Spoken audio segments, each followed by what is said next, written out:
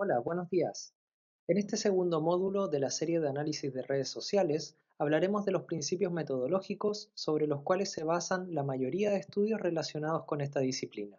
Empezaremos hablando de los objetos de estudio para acabar describiendo un proceso típico de análisis de datos de redes sociales. Lo primero que debemos definir claramente es nuestro objeto de estudio, que en este caso son las redes sociales. Una red social está conformada por un conjunto de actores y un conjunto de relaciones entre estos actores. El conjunto de actores, que puede ser individuos u organizaciones, normalmente es finito. Aunque a veces la población pueda no estar tan clara o delimitada del todo, lo usual es usar un subconjunto de actores específicos para poder generar la red y luego poder así analizarla. Note que aunque el número de actores sea muy grande, del orden de cientos de miles, por ejemplo, esto igualmente es un número finito. Las relaciones, también conocidas como vínculos o lazos interpersonales, son relaciones binarias y por tanto siempre relacionan a pares de actores.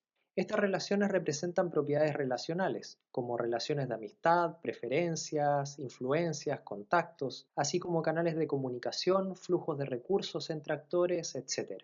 En general, la estructura de la red está dada por la manera en que los actores están relacionados. Por lo tanto, la estructura de una red cambia cuando cambian las relaciones entre sus nodos. Y ya que estamos hablando de relaciones, en una red social las relaciones pueden clasificarse en dirigidas o no dirigidas, así como en dicotómicas o valoradas. Las relaciones dirigidas son las que tienen una direccionalidad y por tanto son asimétricas. Por ejemplo, la relación padre-hijo, jefe-empleado, relaciones de pertenencia, etc.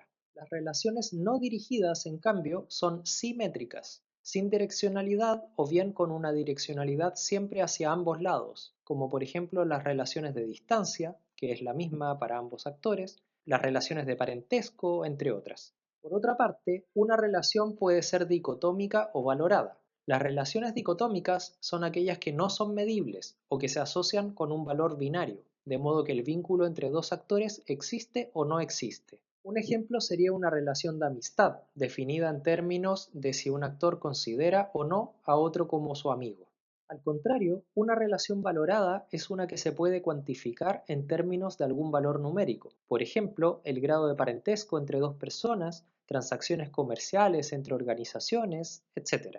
Si bien las relaciones son el objeto fundamental de las redes sociales, los actores también pueden tener propiedades, que aquí se llaman atributos. Ejemplos de atributos son el nombre, el género, la ubicación de los actores en un momento determinado, entre muchos otros. Los actores, junto a sus relaciones y atributos, conforman lo que se conoce en ciencias sociales como un sistema social relacional. Si bien, para efectos prácticos, podemos seguir hablando de redes sociales con información adicional de los actores. En cuanto a las redes sociales, metodológicamente resulta de interés distinguirlas de acuerdo a su modalidad. Las redes unimodales son aquellas en que todos los actores son de un mismo tipo, como podría ser una red formada por los trabajadores de una empresa.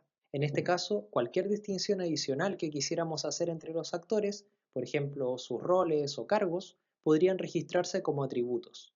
En las redes bimodales, los actores se dividen en dos tipos. Por ejemplo, en redes de comunicación podría distinguirse entre los emisores y los receptores, como en una red de donaciones entre empresas privadas y organizaciones sin fines de lucro.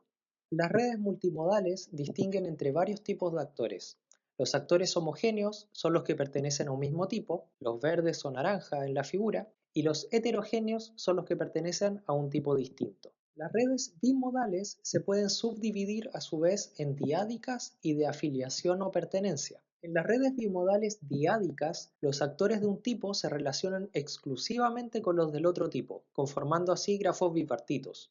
Hablaremos de representaciones de grafos en el siguiente módulo, aunque también pueden ver un video sobre teoría de grafos desarrollado para este canal. Existe un tipo especial de redes diádicas en que los grafos o sociogramas resultantes son disconexos. Por ejemplo, en una red de madres e hijos se podría asumir, en caso de que no existan las leyes adecuadas, de que un hijo no puede tener más de una madre. Por último, las redes de afiliación o redes de pertenencia son redes bimodales pero no diádicas, por lo que los actores de un mismo tipo también podrían relacionarse. En estas redes, un tipo de nodos representa acontecimientos o lugares asociados a un subconjunto de actores del otro tipo. Por ejemplo, La red conformada por las personas pertenecientes a un club deportivo. Este tipo de redes podría representarse como un hipergrafo, donde el tipo de socios está representado por los nodos y las hiperaristas o subconjuntos de nodos representan los distintos clubes a los que pertenecen los socios. Existen muchos otros tipos de redes sociales. En el próximo módulo veremos una clasificación interesante de acuerdo con su conectividad, pero para efectos de metodologías de análisis definiremos aquí solo dos tipos de redes más. Las redes egocéntricas son redes con forma de estrella, conformadas por un actor principal, el actor focal, también conocido como el ego, y una serie de actores periféricos llamados los alteri. Los alteri comúnmente se relacionan directamente con el ego, pero también podrían relacionarse entre sí. Estas redes se suelen obtener mediante entrevistas o estudios de campo, en que a partir de las impresiones de un actor, el ego, se va generando el resto de la red, por ejemplo, su árbol familiar o su red de contactos. Todos los tipos de redes que hemos visto hasta ahora, aunque puedan representar una dinámica entre actores, son en realidad representadas como una foto, un pantallazo en un momento determinado o una acumulación de momentos previos. Sin embargo, la estructura de una red puede ir cambiando también a través del tiempo. En este caso hablamos de redes temporales, en las cuales lo que evoluciona en el tiempo suelen ser las relaciones entre los actores más que el conjunto de actores mismos. Ahora bien, en estudios de análisis de redes sociales es importante definir nuestro objeto de análisis. En general, podemos querer centrarnos en la red como un todo o bien en grupos de actores, que a partir del cómo se relacionan en la red original nos permiten obtener subredes que podrían resultarnos de mayor interés. En teoría de grafos esto se conoce como un subgrafo inducido. Los grupos se pueden obtener a partir de filtros sobre los atributos de los actores. Por ejemplo, si tenemos una red de personas con sus distintas preferencias políticas, sería valioso quizás centrarnos en el grupo de actores con mayoría de edad, es decir, aquellos que tienen derecho a voto. Si los grupos que nos interesan son de pares o tríos de actores, entonces al considerar sus relaciones resultan sistemas menores, conocidos como díadas y tríadas, respectivamente. Todos los grupos de más de tres actores generan lo que se llama sistemas mayores. El análisis de redes sociales busca modelar relaciones entre entidades de un sistema para poder describir la estructura de la red social resultante. La idea subyacente es comprender mejor un fenómeno o mejorar las soluciones ya existentes para resolver un problema. Por ejemplo, consideremos dos trabajos de investigación de 2020 sobre análisis de redes sociales aplicada a problemas de la salud. El fenómeno a estudiar fueron las campañas de desinformación y la irrupción de teorías conspiranoicas durante la pandemia del COVID-19 en medios de comunicación masivos. Sin entrar en mayores detalles, se utilizaron técnicas de análisis de redes sociales para analizar datos de la red de Twitter. Esto derivó en una serie de resultados que permitieron comprender mejor el origen de dicha campaña de desinformación. Los problemas clásicos que se solían abordar en esta disciplina y que todavía persisten en varios estudios es ser capaces de visualizar la estructura de una red que de antemano no está clara del todo y generar modelos probabilísticos para comprender mejor la estructura de la red.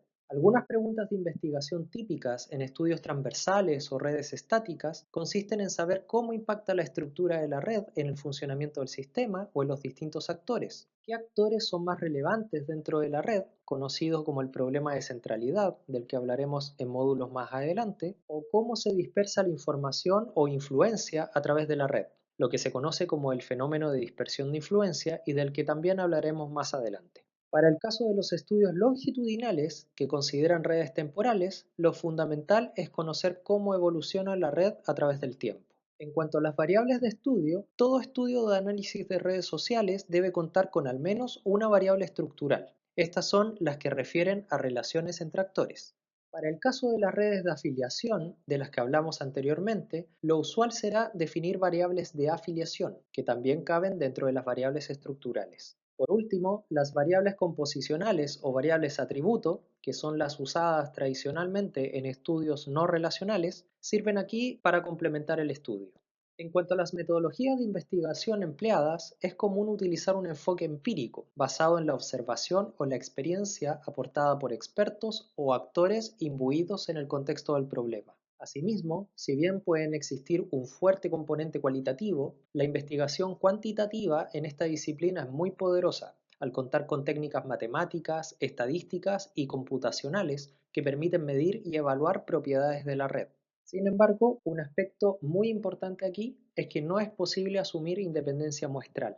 Cuando se está estudiando la red con un conjunto de actores conectados y por tanto que son interdependientes, no podemos asumir independencia de la muestra. Es por eso que algunos métodos estadísticos no sirven para analizar variables estructurales, aunque sí podrían usarse para obtener información complementaria a través de variables atributo. Y ya para ir terminando, explicaremos resumidamente lo que suele ser un proceso típico de análisis de redes sociales a partir de este proceso iterativo de 6 etapas. Lo primero es buscar e identificar la fuente de los datos desde donde luego se recolectarán. Podríamos pensar en datos ya existentes o bien en querer o necesitar generar datos nuevos. Los datos deben provenir de al menos una variable estructural y tener en consideración las unidades de observación, de modelización y los tipos de relaciones que necesitaremos para nuestro estudio. Para recolectar los datos debemos determinar primero cuál es la población. Para ello podemos recurrir a un enfoque realista, es decir, lo que de verdad hay, por ejemplo, los socios inscritos en un sindicato, o bien adoptar un enfoque nominalista, basado en restricciones de interés del investigador. Por ejemplo, centrarnos en los actores más relevantes de una organización, recogidos a partir de las entrevistas a sus miembros. Aquí se muestra una serie de técnicas clásicas para la selección de la muestra, pero también hay algunas específicas para el análisis de redes sociales, como son las estructuras sociales cognitivas, que consiste en recolectar datos a partir de cómo los actores perciben su propia estructura social. Cuando la población no está clara del todo, también se pueden usar otras técnicas. El muestreo de bola de nieve, por ejemplo, en el que un grupo reducido de actores van reclutando a los demás en una cadena, el enrutamiento de mundo pequeño, la generación de redes aleatorias, entre otras. Luego de recolectados y almacenados los datos, se deben eliminar datos no deseados y depurar la base de datos para asegurar la calidad de ellos. En este paso se podrían eliminar actores aislados o que distorsionan la red al ser demasiados distintos a los demás, por ejemplo.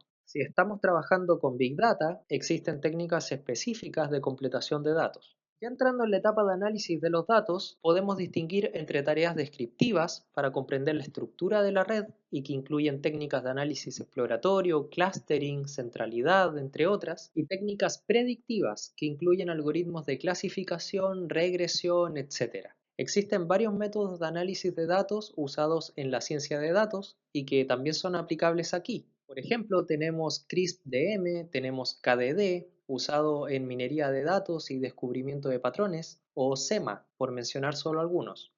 La mayoría de estos casos consideran ciclos y etapas de evaluación de lo obtenido para el mejoramiento continuo de los resultados. Luego de haber analizado los datos, podemos visualizar la red y los datos resultantes. Profundizaremos en este tópico en módulos posteriores. Es bueno aclarar, sin embargo, que las visualizaciones no son el fin del estudio, sino una ayuda para la posterior interpretación de los datos. Este último paso es fundamental en todo estudio, pues considera la divulgación de los resultados. En base a esta interpretación, el público objetivo realizará su toma de decisiones. Es importante que la interpretación siga buenas prácticas de investigación y que se adecúe objetivamente a los resultados obtenidos. También es importante tener en cuenta nuestro público objetivo, ya que no es lo mismo presentar los resultados al cliente de una empresa o a un medio de divulgación científica que a un grupo de estudiantes escolares o a los vecinos heterogéneos que pueda haber en nuestro barrio. Y bueno, con esto termino este segundo módulo sobre análisis de redes sociales. Espero les haya sido de gran utilidad. Nos vemos en una próxima. Saludos.